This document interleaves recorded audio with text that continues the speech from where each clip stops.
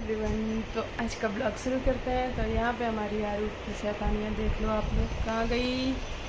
Hello करो, hello, हाय हाय।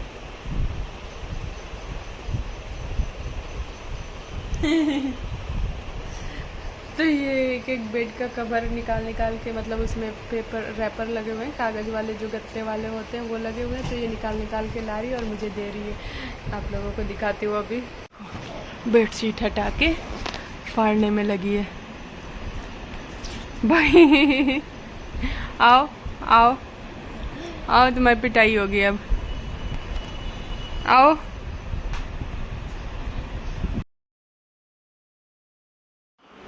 फिर शाम को ले आए थे पापा मोमोज, तो हम लोग मोमोज खाने में लग गए। और मतलब सबके लिए अलग अलग था पनीर, और कोई पनीर खाता है, कोई वेज खाता है। तो बस ये दोनों ले आए थे और मैं यहाँ पर सबको सर्व कर रही हूँ।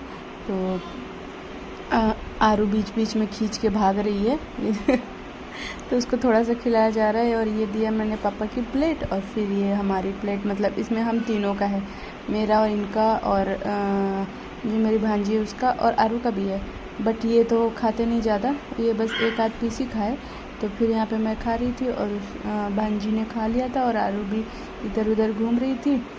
तो और इनके लिए ले आए थे दही भल्ले, क्योंकि ये मोमोज़ ज़्यादा खाते नहीं हैं, इनको दिक्कत हो जाती है मोमोज़ खाने से, मतलब है थोड़ी बहुत। तो फिर इनके लिए दही भल्ले लाए थे। तो दही भल्ले में 2 स्पून थी, तो थोड़ा तो मैं टेस्ट करूँगी। तो फिर इनको दही भल्ले दिए और फिर मैं भी थोड़ा बहुत टेस्ट करी। और फिर थोड़ा बहुत खेलने के बाद आरू के साथ हम आ गए किचन में, और किचन में बनाने लगे खाना। तो यहाँ पे मैं बना रही हूँ सब्ज़ी।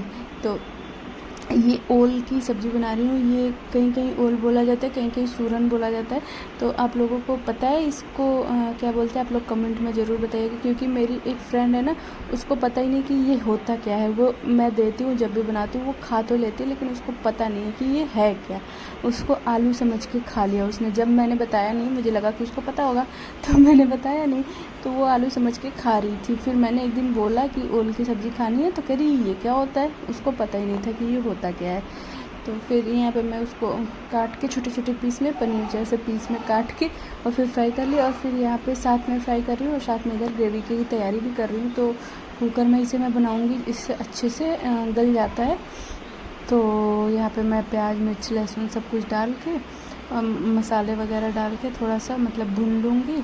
और फिर इसके बाद इसमें ये जो फ्राई हो जाएंगे ओल, तो इसे भी डाल के सीटी लगा दूँगी। तो यहाँ पे मैंने मसाले डाल दिए सारा, और फिर इसे थोड़ा सा भून के फिर ओल भी फ्राई हो गया, तो इसे मैं डाल दूँगी एक एक, मतलब थोड़ा थोड़ा करके। एक आध इधर उधर भाग रहे हैं, इनको जाना नहीं, इनको पकना नहीं है, सीटी नहीं लगानी इनको।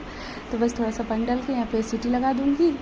और फिर जब सीटी निकल जाएगी, मतलब 2 सीटी के बाद जब सीटी निकल जाएगी, तो फिर से गैस ऑन करके थोड़ा सा इसे चला के भून लूँगी। इससे ना ग्रेवी गाढ़ी हो जाती है और बहुत ही टेस्टी लगता है। थोड़ा सा पानी ऐड कर दूँगी, क्योंकि बहुत ज़्यादा ग्रेवी थिक हो गई थी। तो बस अब यहाँ पे पानी बॉयल हो गया, तो गैस ऑफ कर देंगे, और इसे अब हम सर्व कर लेंगे। तो इसे ना रोटी और सब्जी और इसमें घी डाल के खाओ ना, बहुत ही मस्त टेस्टी लगता है। तो बस आज का ब्लॉग यही ख़त्म करते हैं। Bye bye. बाय कर दो।